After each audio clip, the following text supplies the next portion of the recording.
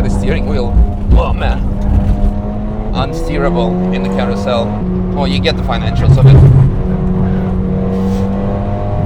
This could have been a very expensive lap. Just look at this.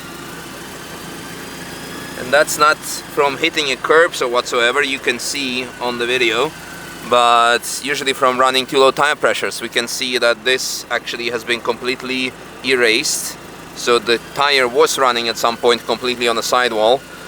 Yeah, all the writings. And I mean, I checked the pressures before going out because I always have my pocket race sense tire pressure gauge, extremely accurate. It also has some data logging features in it if you want to go really crazy, but yeah, anyway, you can get them also at VULCAN ALPHA if you're here at the Nürburgring. Yeah, so that's the dangers of running the track with low tire pressure initially, thinking, okay, I'm gonna put it at 1 bar because it's gonna race to 2 bar, go out with 2 bar, and then if it goes to 2.5, you drop it to 2, or whatever the specifications of your tire is. So luckily everything is sustained and nothing happened. But yeah, anyway, Audi S3, we don't get those that often on the channel, and I will talk about why on the lap. So you need to watch the lap, because why would you spend extra money on a luxury that you're gonna throw away and replace by something else? So in that case, just get a Golf or even a Cupra if you're building a track car. But some people go along with the S3 and end up with this. Did I say anything wrong? I think that's pretty much it. Yeah. It's like if you want to drop extra money and yeah, then actually throw away all the luxury you're paying for. But yeah, in essence, a very good car, because we have the similar engine as the Golf. So the 4-cylinder stock, it's around 300 horsepower. This one is more towards 400. So that's very good. Bigger brakes, because that's the biggest point of complaint on Audi for me, but it has the RS system with PBS brake pads, so very good in that front.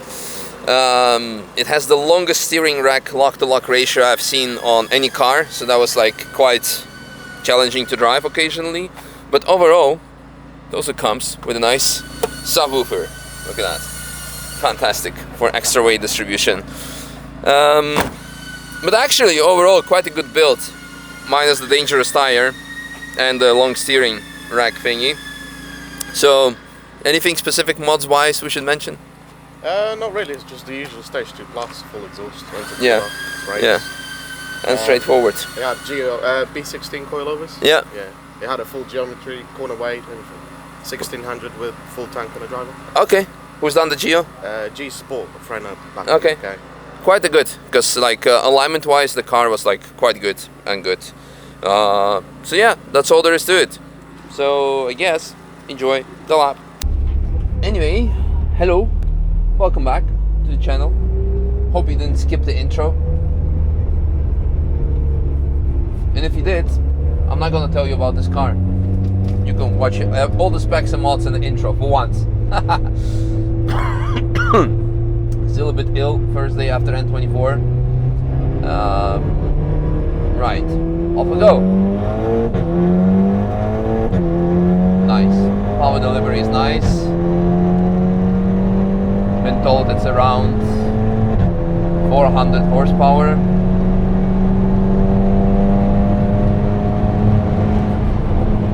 Depending on the weight of the car, my feeling would judge slightly below that, but not a lot. But could be me. Alright, so how's the performance on track in terms of handling? Good steering, suspension a bit on the soft side, but can't park there, mate. Oh, some interesting location to park. So as you can see, probably I'm having to do lots of steering inputs. So the downside of this chassis is that it's first and foremost a GT car, or let's say like a street car. It needs to be comfortable. It's an Audi, so it needs to be more comfortable than a Volkswagen. So there's a lots of steering movements, unfortunately. That's quite unfortunate.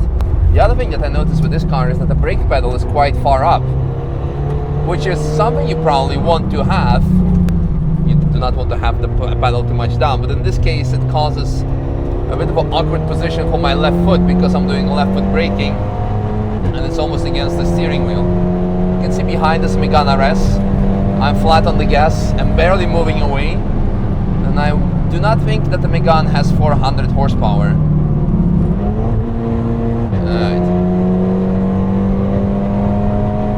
But the brake situation is good. It has the TRS brake calipers combined with PBS pads, one of my favorite pads. It's just the middle console that's vibrating, but all the extracurricular noises in the cabin are always concerning and distracting. Very good braking performance.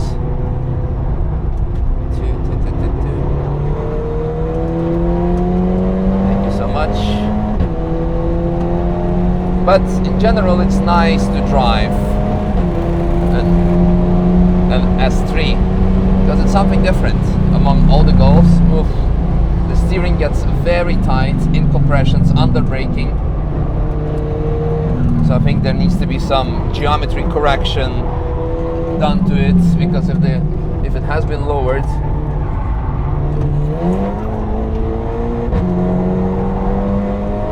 not bad. If it has been lowered, then the wishbones are completely up, and when you go on the braking or hard compressions or turn in, it actually completely locks up the steering rack, which is becoming an issue and unfortunate. Some juddering from the brakes. Yeah. So yeah, kids, what did we learn? If you lower the car, make sure to do geometry correction if you're taking it on track.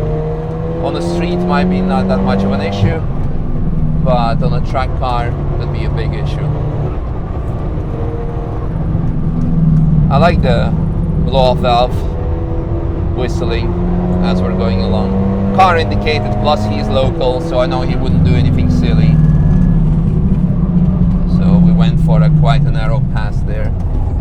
Big jutters. Look, I'm like full opposite lock almost on the turn-in. So that's really like the biggest point of frustration of this particular car. Like the power is really good. The power is nice, but the juddering brakes, the steering, combined with the not fixed geometry of suspension, are the big downsides that could have made a fantastic car. Like really,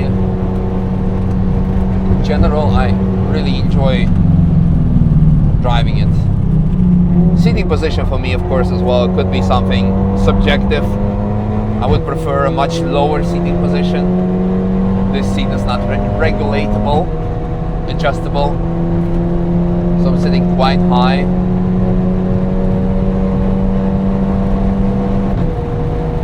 But in my early days, I used to be like making jokes about Audi steer, and this joke has foundation, so it's not necessarily a joke. That's why I was making those jokes, but in reality you can make them a track car. The problem is it makes very little sense, because you're paying a lot of premium on the purchase price of the chassis over something that you can get the same. So for example, S3, you can get a Golf GTI for less money, or for significantly less money, a Seat Cupra, or just a Cupra. Essentially the same car, same drivetrain, same suspension, different package. Maybe. Oh, look at the steering wheel. Oh man. Unsteerable in the carousel, because you need to be full, like extra rotation even. But yeah, so when people build those cars, you don't really build them for a track car, because it makes very little sense. Because you're way better off with a cheaper platform which offers the same, because you're not gonna ruin an Audi.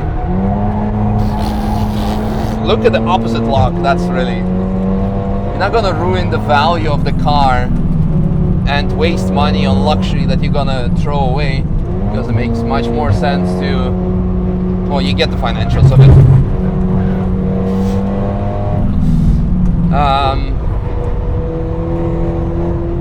yeah, since it's again the same car, it offers the same amount of potential as the before mentioned Golf GTI or a Cupra. So if you don't mind spending the money, might as well do it.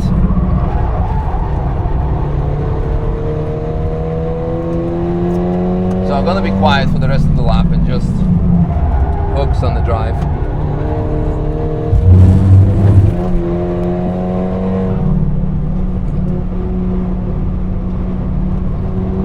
Are we indicating actually?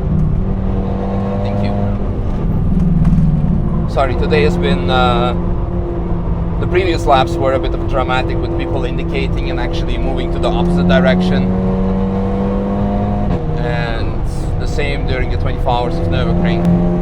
Lots of dangerous situations.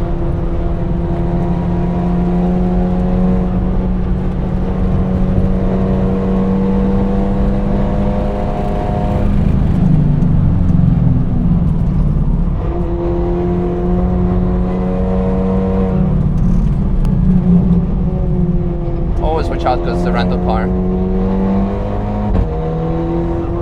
Did he see me? Hopefully. Oh man.